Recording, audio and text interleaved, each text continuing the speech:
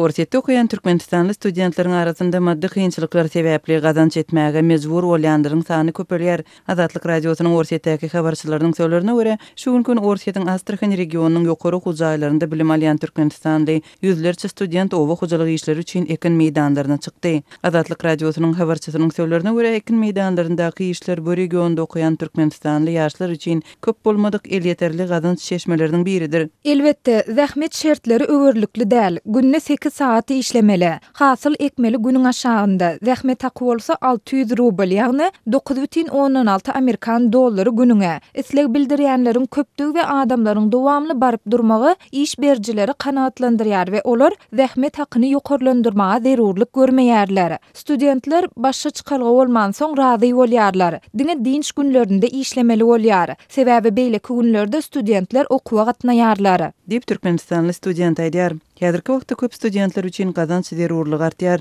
Türkmenistandan bank üstü bilen uğradylýan pulun gejikdirilýänligi, türkmen banklarynyň plastik kartlarynyň daşary ýurtlarda işlemeýänligi bilen bagly ýagdaýlar soňky aýlarda ýygy-ýygydan ýüze çykýar. Türkmenistanda tiz pul geçirmek hyzmatyny üpçün edýän halkara pul geçiriş serişdeleriniň işi hem çäklendirildi. Studentleriň öz maşgalary tarapyndan iberilýän puly viza kartlaryndaky puly alyp bilmezligi problema bolup durýar. Köpüsiniň hatda oňma we jaýyny tölemäge puly ýetenok. Şonuň üçin olar okudan boş wagtynda gazanç etmäge we hatda islenlik şertlere razy bolmaga mejbur. Dip Türkmenistanly student aýtdy.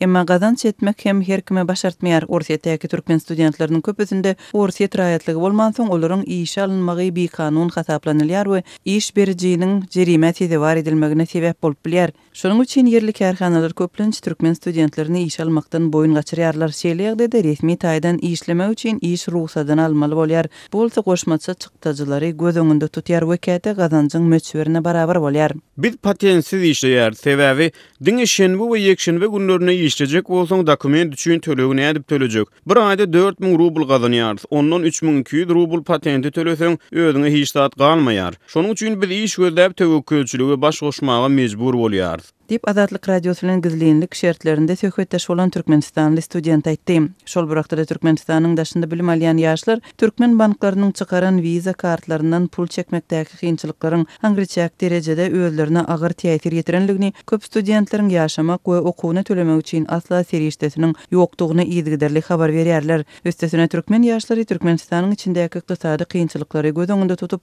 mümkin boldugyny öz ýakynlaryna agram salmajak bolýanlygyny we öz başda gün görmäge tinanşýanlygyny görýärler. Türkmenistanyň krizis sebäpli biz öz ene atalarymyzy, howsarlarymyzy azar bermän günümüzi özümüz görjek bolýarys. Öz çykdyjylarymyzyň hiç bolmany bir bölegini özümüz üpçün etjek bolýarys. Biz heniden viza kartlaryna pulumuzy çekip bilmeýäris, olaryň petiklenmegi sebäpli bizim köpüýimiz çykgyntyly ýagdaýda. Dip Türkmenistanly student Azatlyk radiosyna habar berdi. Ol howpsuzlyk sebäpli öz adynyň efirde tutulmazlygyny sorady. Dürli maglumatlara görä Türkmenistanly ýaşlaryň adyndan onlarça müňi ýurdun daşynda ýokary hujaýlarynda bilim alýarlar. Türkmenistan ýurdun daşynda okuyan öz ýaşlaryň sany boýunça statistik sandary köpçülüge ma'lum etmeýär.